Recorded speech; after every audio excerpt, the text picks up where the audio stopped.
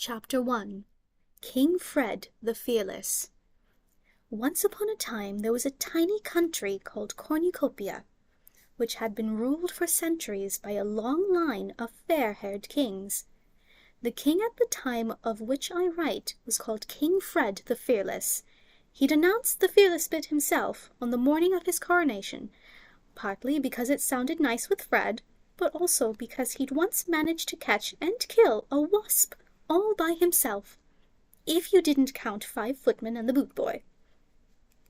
King Fred the Fearless came to the throne on a huge wave of popularity. He had lovely yellow curls, a fine sweeping mustache, and looked magnificent in the tight breeches, velvet doublets, and ruffled shirts that rich men wore at the time.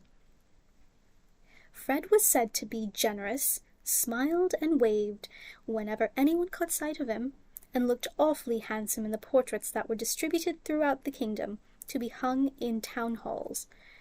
The people of Cornucopia were most happy with their new king, and many thought he'd end up being even better at the job than his father, Richard the Righteous, whose teeth, though nobody had liked to mention it at the time, were rather crooked. King Fred was secretly relieved to find out how easy it was to rule Cornucopia. In fact, the country seemed to run itself. Nearly everybody had lots of food, the merchants made pots of gold, and Fred's advisors took care of any little problem that arose. All that was left for Fred to do was beam at his subjects whenever he went out in his carriage and go hunting 5 times a week with his 2 best friends, Lord Spittleworth and Lord Flapoon.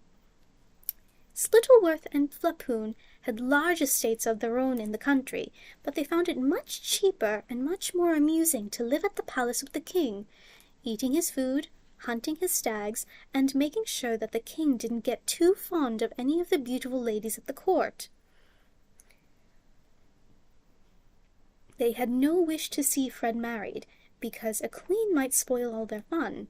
For a time, Fred had seemed to rather like Lady Islanda, who was as dark and beautiful as Fred was fair and handsome. But Spittleworth had persuaded Fred that she was far too serious and bookish for the country to love her as queen. Fred didn't know that Lord Spittleworth had a grudge against Lady Islanda. He'd once asked her to marry him, but she'd turned him down. Lord Spittleworth was very thin, cunning, and clever.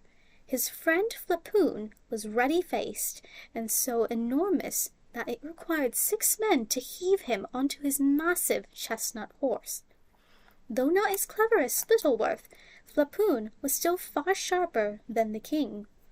Both lords were expert at flattery and pretending to be astonished by how good Fred was at everything from riding to tiddlywinks.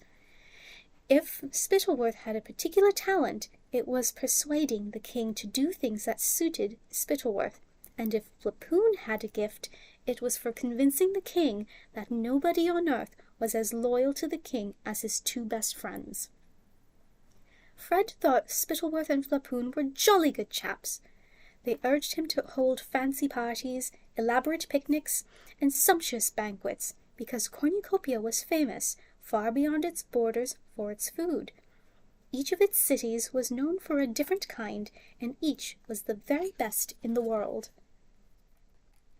The capital of Cornucopia, Chouville, lay in the south of the country, and was surrounded by acres of orchards, fields of shimmering golden wheat, and emerald green grass, on which pure white dairy cows grazed.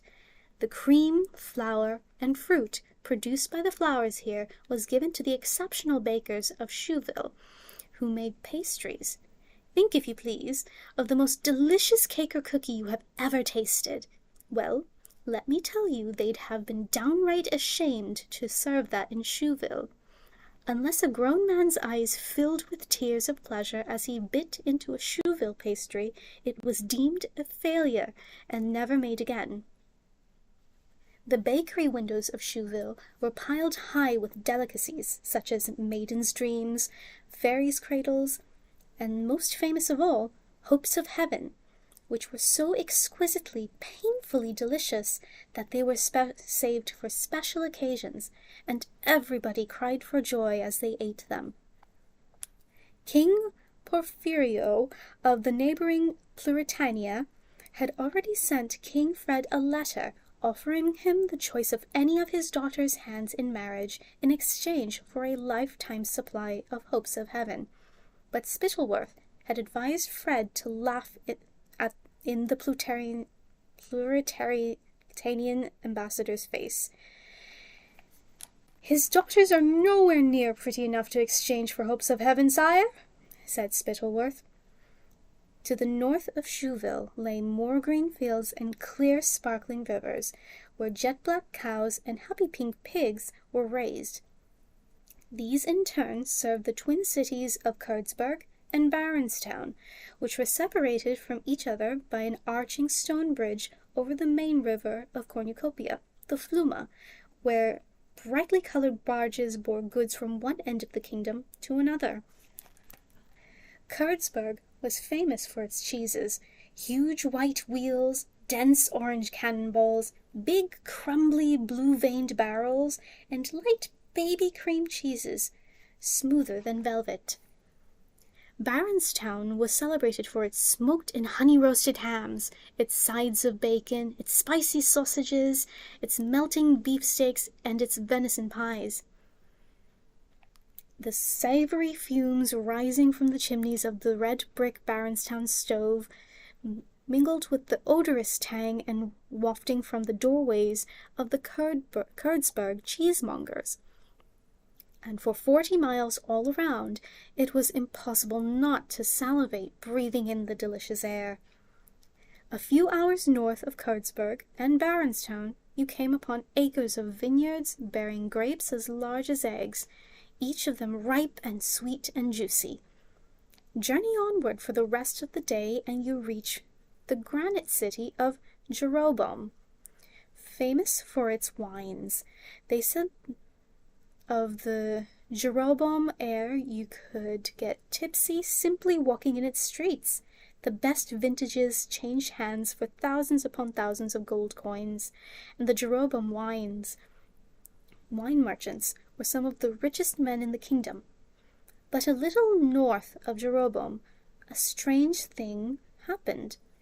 It was as though the magically rich land of Cornucopia had exhausted itself by producing the best grass, the best fruit, and the best wheat in the world.